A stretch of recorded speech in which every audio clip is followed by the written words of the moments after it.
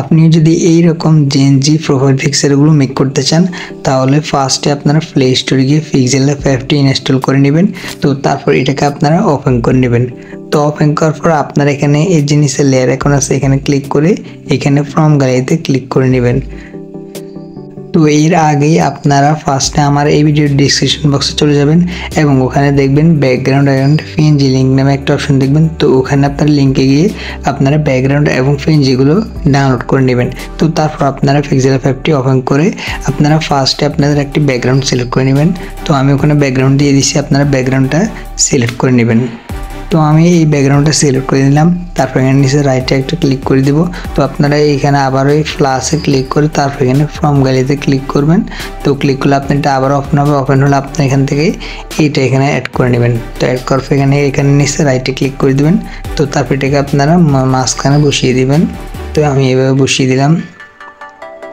তো তারপর আবারও প্লাসে ক্লিক করে ফ্রম গ্যালারিতে ক্লিক করে আমাদের ফটো নিতে হবে। তো ফটোর অবশ্যই ব্যাকগ্রাউন্ডটা রিমুভ করে নিতে হবে। তো কী ব্যাকগ্রাউন্ড রিমুভ করবেন ওটা কিন্তু আমি অনেক ভিডিও দেখেছি, তা দেখালাম না। তারপর আপনার জন্য একটা ভিডিও দিয়ে দিলাম নিশ্চয়ই ডিসক্রিপশন বক্সে, আপনারা ওটা দেখে নেবেন, তাহলে কিন্তু পারবেন।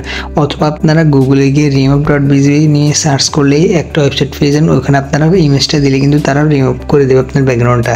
তো আমি আমার ফটোটা সিলেক্ট করে দিতেছি। তো আমার ফটোটা আমি এখানে নিয়ে নিলাম।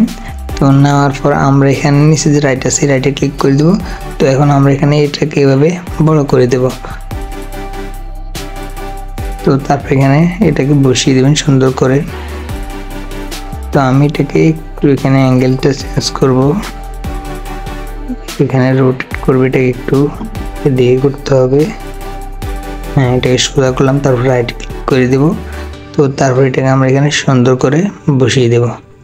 তো এখানে আমরা আরেকটা জিনিস করতে হবে, এখানে এটাকে আমরা লক করে দেবো। এখানে লেয়ারে ক্লিক করে তারপর এটা নিচেরটা সিলেক্ট করে আমরা নিচেরটাকে এটার সুন্দরভাবে মাঝখানে দিয়ে দেবো।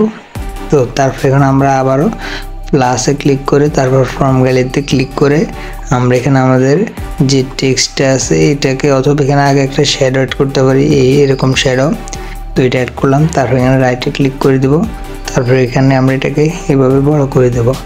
তো এখানে এটাকে আমরা একটু ছোট করে দেব। তো তারপর এটাকে আর একটু এখানে বড় করে তারপর এখানে এটাকে বসিয়ে দেব। তো তারপর এখন আমরা আমাদের টেক্সট অ্যাড করব। তো আবারও সেম ফ্রম গ্যালারিতে যেটা দেখিয়েছি, তো এখানে আমরা আমাদের টেক্সটে সিলেক্ট করে নেব। তো সিলেক্ট করে নিলাম। তারপর এখানে রাইটে ক্লিক করে দেব। তারপর এটাকে আমরা এখানে বড় করে দেব। বড় করে এখানে আমরা এটাকে এইভাবে বসিয়ে দেব।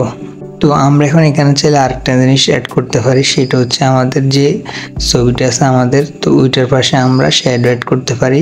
তো শ্যাডো অ্যাড করে আমরা ফটোটা সিলেক্ট করে এদিকে এখানে স্ক্রল করব। তো স্ক্রল করলে এখানে দেখবেন শ্যাডো নামে একটা অপশন আছে, এই শ্যাডোতে ক্লিক করে দিবেন। তারপর এটাকে ইনেবল করে দিবেন।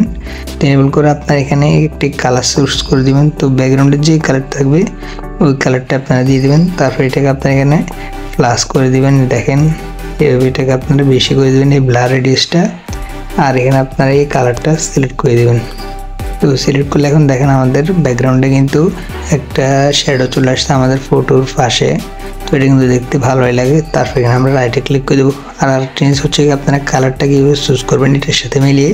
তো তার জন্য আপনি এখানে এই প্লাসে ক্লিক করে দেখেন, প্লাসে ক্লিক করে দিলাম। তো তারপর দেখেন এখানে আপনার যে কোনো কালার চুজ করতে পারেন এইভাবে। তারপর এখানে আবার ওকেতে ক্লিক করে দেবেন। তো দেখেন আমাদের কালারটি কিন্তু শো হয়ে গেছে এখানে। তো এইভাবে আপনারা করতে পারেন। তো তারপর এখানে আপনারা রাইটে ক্লিক করে দেবেন। তো আমাদের কিন্তু সব কিন্তু ডান, মানে আমাদের প্রোফাইলটা রেডি। তো তারপর আমরা এখানে উপরে সেভ এখানে ক্লিক করে তারপর সেভ এজ ইমেজে ক্লিক করে এখানে ডিফল্টের অ্যারোতে ক্লিক করে এখানে আলটা সিলেক্ট করে দেবো। তো তারপর এখানে সেভ টু গ্যালারিতে দিয়ে দিলে কিন্তু আমাদের ফটোটা গ্যালারিতে সেভ হয়ে যাবে।